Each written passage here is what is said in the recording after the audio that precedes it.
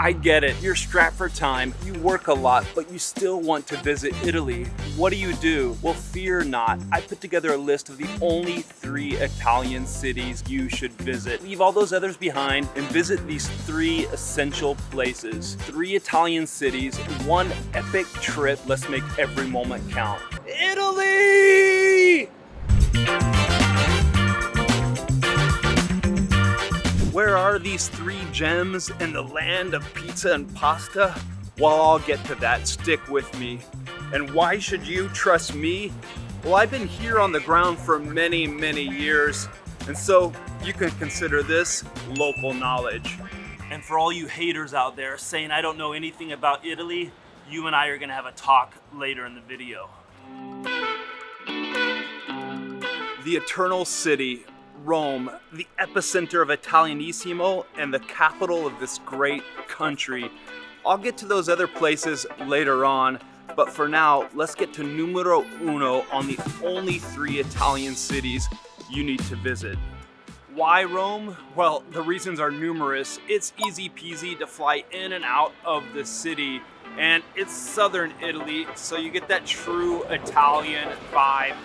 It has everything you want, especially when you're strapped on time and you come so far to make this trip happen. Monuments, ruins, restaurants, gelaterias, yeah, it's got it all. Give yourself a minimum of 2 nights in Rome, nothing less. Remember, Rome wasn't built in a day, but I'll show you how to conquer it in 3. What to do? Well, get yourself down to the Colosseum bright and early. 7 a.m. if it's the summertime, maybe earlier if you can do it, or 8 a.m. if it's the winter time. Get your photo outside of this iconic place. This is going to be the photo that's framed at home for many years to come. So make it count, it's worth it. After you've got those perfect shots, get inside the Colosseum. You'll book your ticket weeks or a month in advance. If you haven't done so, find one of the tour guides outside, book with him, and make sure you have a ticket that'll allow you to skip the lines and get inside for the tour. It's money well spent. Also with that same ticket, you'll likely have a tour of the Roman Forum next door. Historic places. Then from there, from the Roman ruins to the Pope's Palace. Maybe not on the same day, but if you have your ducks in a row, you can do it. You're gonna go tour the Vatican. Now, if you have a guide, things will become easier and they can whisk you away over to the Vatican. If not, jump into a taxi, maximize your time. I don't suggest you take a bus, and the metro system in Rome, it's pretty bad. Over there, admire the Sistine Chapel, all the art, all the history, all the stories. Remember, you're in another country, and this is the Vatican. It has so much influence, not only over Italy, but over the entire world. It used to be more so, but still today, it has a lot of power, even if I don't agree with it. And if you're a bad boy like myself, I think you can still appreciate the beauty there at the Vatican. Rome's big ticket items, check. On another morning, or somehow fit it into your schedule, hear me out, this is what you do. Spanish Steps, Trevi Fountain, Pantheon, Piazza Navona. Okay, get up before dawn. Get up very early, get to the steps, the Spanish Steps, get your photo there. Hardly anyone will be there and you'll get the perfect shot. That's it. After that's done, get over to the Trevi Fountain, because this is the big ticket item on this day and you want to be there early because the place gets packed. And this is another great photo opportunity. First, throw some coins into the fountains. This is the only fountain you should throw coins into in Rome. Do it. I suggest for the photo, the best spot I found is off to the right-hand side at the top. But work your way around, get some different photos, and enjoy the moment. Soak it all in, the water coming in.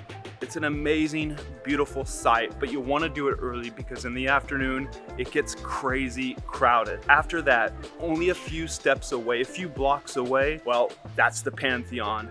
Before you get there, at this point, if you're hungry and you need a coffee, duck into a bar for a cappuccino and a cornetto. Don't mess about. Slam it down and get on your way. Remember, at the Pantheon, dress appropriately or they will not let you in. This is a former temple to the gods, and it's the world's largest reinforced concrete dome, and it's quite an architectural site to marvel at. Also, it's one of the most preserved pieces from ancient Rome. Nowadays, it's the burial site to famous artists and kings. After you've walked around there in the circle, you see the circle up in the sky that's open as well in the dome. Make your way over to Piazza Navona, commissioned 2,000 years ago by the emperor. As a sporting place, it could hold 20,000 spectators in there, and they would hold events, and sometimes they would flood it for boat events as well. It's a Baroque masterpiece. Admire the fountains that are in the center of the oval-shaped piazza. Walk all around. And bonus, go back there at night and get some drinks. Or another idea, make your way over the river to the neighborhood of Trastevere. It's a pretty cool area. Get dinner there and even more drinks, and then wander back over to the Piazza Navona area. All around that piazza, in the piazza and the surrounding area, super cool for drinks and just exploring. Now, all you Naples fans, come at me in the comments down below because we're skipping your city. Sorry, but we can only include 3 cities in this list. And for me, Florence is a must visit city on any trip to Italy. But before we get that, I want to ask you a favor.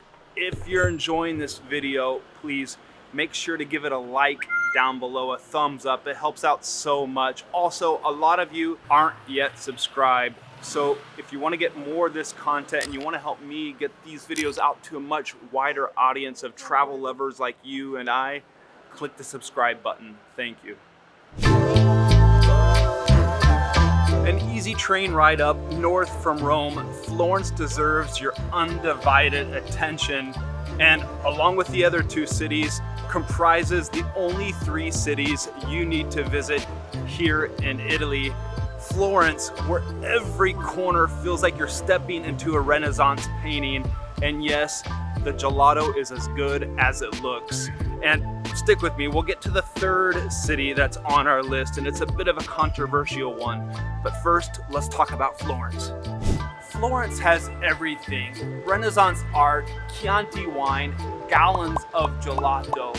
Florence is a must-visit destination. So what to do? Give yourself a minimum of 2 nights in Florence, nothing less. You want to book in advance for those big ticket items. Going up to the top of the main cathedral, seeing David at the Accademia and the Uffizi Art Museum. Those are the big ticket items. Now, what I think should be on the top of your list is getting to the top of Florence, to the top of the cupola at the main cathedral. So make sure you've booked those tickets. Get there at the earliest possible hour. Book at the 8:15 time slot. Get up there and you'll get the whole view. You'll see all of the Renaissance cradle. Soak it all in, and you can admire the architecture of the cupola on your way to the top. After that, you have options, and that's the good news. You can spend a couple of hours roaming through the Uffizi Gallery, or you can eat your way through the Mercato Centrale. For example, spend 2 hours in the Uffizi Gallery, and it's like you time travel back to the Renaissance. And spoiler alert, it's mind-blowing. High on the list, I would put wine tasting. This is the land of Chianti, eating pasta with wild boar sauce, and as it's the birthplace of gelato, go wild, eat gallons of gelato. On one of the evenings, make your way up to Piazzale Michelangelo, the hill above the city. There, admire the sunset, and if you want, on the way up, pick up a bottle of wine or a takeout pizza and just enjoy. There are tons of great places out there. Bologna, it's tasty. Verona, that's for the lovers. And Milan, of course, fashion and food. But remember, you're strapped for time in your short stay in Italy. So this is the only 3 places you need to visit according to a local. Throw all those other towns out of the way. And remember I said this last one's a controversial one? Well, here it is, Venice. It must be on your list, especially if you're pressed for time. You can get by spending just one night in Venice, but make sure you give yourself enough time to wake up at dusk and roam this unique carless city full of canals. And yeah, Venice, well, you want to get there and you want to get those iconic photos. Get your photo on a gondola, get a gondola ride. If not, get your photo with gondolas behind you. Get your photo in San Marcos Square. Ideally, if it's flooded with water and you're standing there knee deep in water. And get your photo at the Ponte de Rialto Bridge. Remember, get up early to get great photo opportunities at these spots. These are the photos that are gonna be framed back home for many years to come. You're not coming here for the food, though the Venetian food is quite delicious. You're coming to this iconic town that was once a maritime and financial superpower before it sinks or before they ban tourists outright. Unique in that it's carless, it's an island, crisscrossed with canals. You'll get lost, trust me. So much so that they put up signs all around leading you to the Rialto Bridge or to St. Mark's Square. Venice is a city where getting lost is part of the plan and where every alley leads to a postcard-worthy view. And as a bonus for you, if you head south over the Academia Bridge to that island there, head out to its easternmost part. Across the main canal, you'll get a beautiful view of St. Mark's Square. Be warned, however, Venice gets super crowded, so book in advance and plan accordingly. Also, keep your eyes out for scammers and scams. If you need help spotting those, stick with me and I'll explain to you how to do so. Also, if you need all sorts of other information on how to get to and from Italy, how to get around Italy once you're here, where to stay, hotels or Airbnbs, what to eat, what to do. Well, I put it all together in one PDF, a simple PDF that you can download, have in your pocket, offline, on your phone for when you're traveling around Italy. There's a link to download it below. Now, what about that message to the haters out there? Well, here it is. Drop some comments down below. Let me know, why does your city or some other city deserve to be on this list? The Holy Trinity, the only 3 cities you need to visit when you're here in Italy. Or better yet, drop some comments down below. Let us know, what should we see and do when visiting these 3 cities? And worry about scams, how to avoid being cheated when you're here in Italy? Well, it's a lot to unpack and I made a whole nother video about it. Check it out here. 3, 2, 1. Anywhere I'm at, turn the city up. I could flip $1 to $1 million. I don't like to brag, but I'm really on 3, 2